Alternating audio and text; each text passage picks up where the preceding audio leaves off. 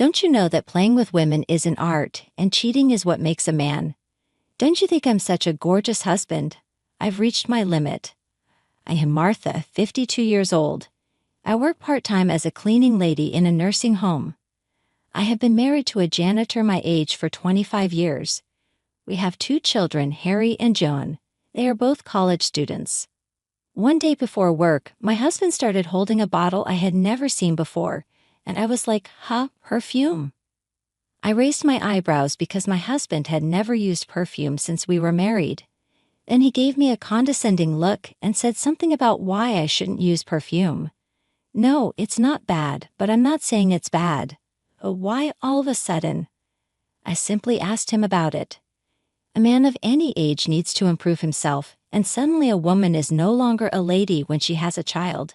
They just become mothers. A man is still a man because he doesn't have to give birth. He dodged my question, saying that there might be a difference in perspective here, and pressed on. Bia, you need to take those glasses off right now. You're shifting them to look at things.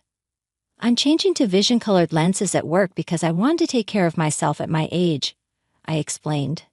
My husband pulled out a pair of purple-colored glasses from his pocket to show me. It was a very shiny pair of glasses with silver frames on the top. He didn't seem to like the way I was judging him by the look on his face. As he put the perfume away in his bag, he sprayed it in my face. I gagged on the harsh mist. I coughed and cried. It's a sanitizer for an old hug. He laughed and laughed and laughed. Then he slammed the door and went to work. Perfume, colored glasses. I was horrified by this surprising array of things. I was also horrified by his aggressive way of talking to me, spraying perfume on my face. That was the beginning of my husband's aggressiveness towards me. The next day, I was standing in front of the bank, feeling very sad. Why was my husband like that yesterday? I don't think there is a single person who wouldn't be depressed by getting belled and having perfume sprayed on their face. But I didn't want my sons to see me unhappy. Also, because of my pride in working at the nursing home, I never wanted the people at the facility to see a depressed face. So there was only one solution. I was a little bit depressed at times like these. Let's go out for a nice lunch alone to blow off steam, I thought. I have a bank account with my earnings from my days when I used to be single. I went out in front of the station with a bank book of my personal account. My mother opened this account at the post office when I was born, and it has been funded ever since. I still save the money for my cleaning job by separating it from the monthly household expenses. I had hoped to use it for my first and second son's weddings, and I have been spending up to $50 a month of it on treats like this. But I didn't feel the need for a reward so soon and didn't use it for a few months. This is a secret course for me, but when I went to the ATM to withdraw the money, I was surprised. I checked my balance, and to my surprise, it was zero. How? What? My mind went blank. I rushed to check the contents of the bank book. That's the only place I could think of. I ran home. I was too weak and pale to comfort myself. Did you use the money from my savings account? I hold up the bank book and he says, I spent it. But so what? That was the dreadful reply from my husband. You spent it because we're family, and what belongs to the family belongs to everyone. What kind of philosophy is that? This was to fund Harry and Jean's future wedding and new house. You can't touch it. You say what belongs to the family belongs to the whole family, but you can't just spend it all by yourself, I retorted. Then, oh, a wonderful family project. It's a dirty job you have, isn't it? That's why I have to go looking for another woman. What a woman! I raised my voice. It was so predictable. Oh God, a woman. Unlike you, I'm young at heart. But think about it, like I said before, you can't just have romantic feelings for your mother. That's more dangerous, right? But that's on you too, because you're not even trying to be a proper woman. You're just doing a dirty job like cleaning houses to earn money. I'm a better person than you. I'll probably meet the right girl. I like young women. They smell good and they don't whine like you. That's too much for him to say. Just when I confront him about the affair, he belittles me for my age and tells me that I'm in the wrong. My blood rushes to my head in anger, and my words become louder. My eldest and youngest sons heard the commotion and came downstairs. They could not enter the living room, so they peeked by the door. My husband did not notice this and continued to talk to me. Don't you know that playing with women is an art, and cheating is what makes a man? Don't you think I'm such a gorgeous husband? You don't think so, huh? You're just a mother and a cleaning lady. If you have a problem with me, get a divorce. You can't do it anyway because I'm the one who makes our living. I couldn't take it anymore. The blood rushing to my head exploded with a bang. I'll gladly do it, I shouted and poured water on him. I'm going to clean up your filthy mess, so pack up your stuff and get out now. Pack up my stuff and send it here. Fill out the divorce papers there first and send them to me, and I'll sign for them. He took a scrap of a receipt from his wallet and scribbled the address on the back of it and left. I stood in the room afterward. Why do I have to pack your stuff? Who has been supporting this house? I trembled for a while in anger, but after 2 hours I began to feel uneasy. Would this house be able to hold up well? I'll just have to make do. I'll work more hours at my part-time job. I called out to my oldest and second son, who were peeking out the door. It had been 2 hours, and they were still there. I'm sorry, Mom. Dad, you guys don't have to worry about anything. I'll work more at my job. My eldest son blurts out in response. Dad suddenly changed with his stinky perfume. He said having kids makes him old. He said that we're a burden. What a burden. Yes, he said he wanted to be young. Having kids is a burden, he said. I reminded myself that this was no time for insecurity. You're my reason for living. I won't let you be inconvenienced until you're old enough to live on your own. My work ethic was ignited. Mrs. Martha, have you been cleaning here more often lately? The one in the wheelchair is Mrs. Lucy. She's one of the residents of this nursing home. Well, I'm in need of some money, I laugh in reply as I move the mop around. But your hands are getting so red, Mrs. Lucy says. Mrs. Lucy reaches out from her wheelchair and grabs my hand. I was unexpectedly overcome by emotions at such a moment. Suddenly, tears fell from my eyes. It was so bad that even I didn't realize at first that I had sunk to the floor. It is not easy to support my sons as a single parent, but I couldn't sit at home and brood over my situation. I was subconsciously tense. I think I suddenly relaxed. I hadn't had someone hold my hand and worry about me since the separation. Mrs. Lucy's eyes widened at my falling tears, but she gently rubbed my back. What happened to you? Tell me. I've been so grateful for all the help you've given me in cleaning my room. I'd love to hear your story and take the crap out of your mind. I couldn't stop crying anymore. And then talked to Mrs. Lucy, crying. Mrs. Lucy was rubbing my shoulder the whole time. A week later, I was in front of the meeting room of the nursing home. Good luck. Mrs. Lucy held my hand the same way she had that day. I nodded. Shall we go? We went into the room and there was another person inside. In the room there was my husband. What are you doing here, calling me all the way from work? He asks me with a half smile. I work here?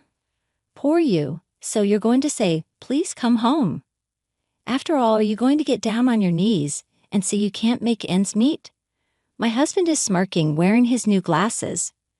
I sit down opposite him, but even at that distance, the scent of his perfume hits my nose. Do you really think that's why you were called out here? I ask. That's all I know. You're saying that you're just here for your reasons, but it's really because you don't want your 2 sons to see this, right? But that doesn't make any sense. What's with the guy next to you? My husband glares at the man next to me. Oh, come on. He started cheating on me too. But then again, you're still wearing makeup the same way as before. You haven't lost any weight. I guess you're asking me to get down on my knees too. My husband laughs without any sense of shame. He really thinks I'm such a crybaby. He even claps his hands and laughs. The man next to me offers his business card. Martha is here to talk to you about post-divorce property. I'd like to talk to you about your post-divorce assets. I'm Roy Edwards, her attorney. In an instant, my husband's laughter stopped. He probably thought I was having an affair with a lawyer. I guess he wasn't expecting that. He gulped. Mr. Edwards is the son of Mrs. Lucy, the wheelchair-bound woman who had approached me before, that time when Mrs. Lucy rubbed my shoulder. How can there be such a terrible story? Mrs. Lucy cried as she spoke to me. She was angry with him as if I were her own. You work so hard cleaning the room and say cheerfully, "I'm done," and smile at me. You know how much you inspire us, and you come up a lot in our conversations at meals. Everyone's always saying how nice you are. We've been talking about how you've been a little down lately, and Mrs. Lucy introduced me to her son. That's how it happened. She's the one who asked for the divorce. She's not paying alimony. I wouldn't have divorced her if I wanted to pay. My husband's attitude changed as soon as he heard the word lawyer. He suddenly spoke respectfully and toned down his voice. Where was his on getting a divorce now? I won't give you a divorce if you're going to make me pay. He's really saying that. But Mrs. Lucy smiled. Whoever requested the divorce doesn't have anything to do with the payment of alimony. And if you don't agree to the divorce, we will go to court. I'm going to explain now that you, the husband, are entirely to blame. It's due to cheating. You don't believe that this is unfair and that the husband is entirely to blame. There's a reason, but whatever the reason, you cheated on her. My husband is panicking and tries to make a counter-argument. She's just a mother with a plain face. I heard on TV that you can get divorced if there are serious reasons to not keep the marriage. That's why. What you say about a woman's worth is so questionable. Mrs. Lucy is blunt. But the main problem is, Mrs. Lucy pulls out a piece of paper. It was a debit statement for my bank account. As she's holding it up, she says, "It says here that all of these were drawn from Martha's account." But then Mrs. Lucy pulls out another piece of paper. "This debit card is in your name." Her husband nods in a shaky way. He must have admitted that he used it. Mrs. Lucy's voice was slow in contrast to my husband's rapid speech, like a gentle, gradual overpowering. I see. Mrs. Lucy looked at me and confirmed it. Do you have any memory of making charges like this? I shake my head. I breathe then and answer clearly, no. Mrs. Lucy turned her face back to my husband. It looks like this was made with a family card linked to this account. You made a card without your wife's knowledge and falsified the application form. Therefore, you are guilty of forgery. What's that? It's a crime. In other words, it is a criminal matter. A crime. That word carried so much weight, the words that people don't use in their normal lives. My husband was confronted with the reality of having committed such a crime. So here are the card statements for branded bags, cosmetics, accessories. I don't have it all. I gave them away. It doesn't matter, Mrs. Lucy brushed it off. I have to say something. I mean, how could you use your wife's money to buy a present for a woman you're having an affair with? I just had to butt in. Spending your wife's money while saying that cheating is what makes a man is beyond shallow. But I also thought that those crooked values should be beaten down, and I should cut him off at that point. I have the statement as evidence, so you'll have to pay this in addition to the alimony. Oh, my husband fell off his chair. That is why I called you to be present. Mrs. Lucy gets up and opens the door. Mrs. Lucy told us the story. You know, my sons came in. Oh, Hugh, my husband, still lying on the ground, looks up at them. They both look down at him. So we're just a burden to you, huh? But we feel like you're the one who's being a burden because you spent our money and put us at a disadvantage. Then my oldest son sprays him with perfume that my husband had left from the house.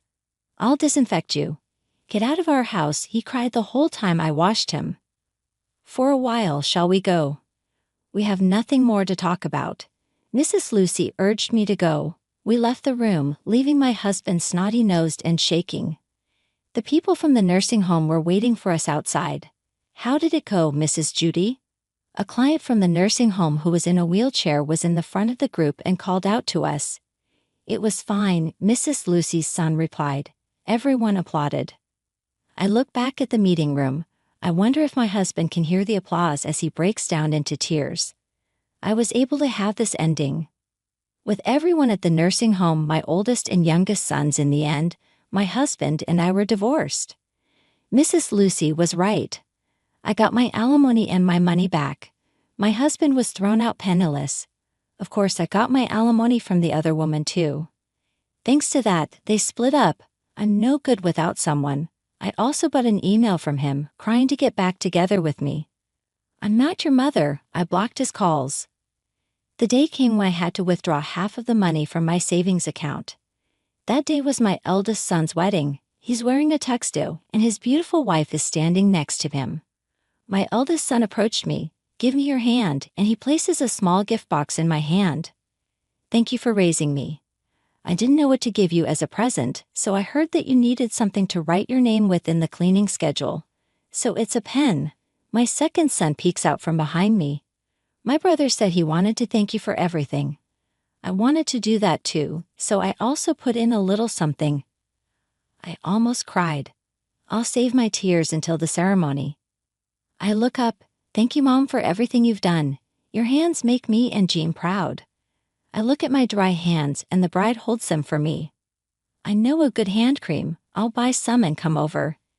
Thank you. I squeezed her hand back. Thank you. I live with a happiness that comes from being surrounded by so many people that I love over the years.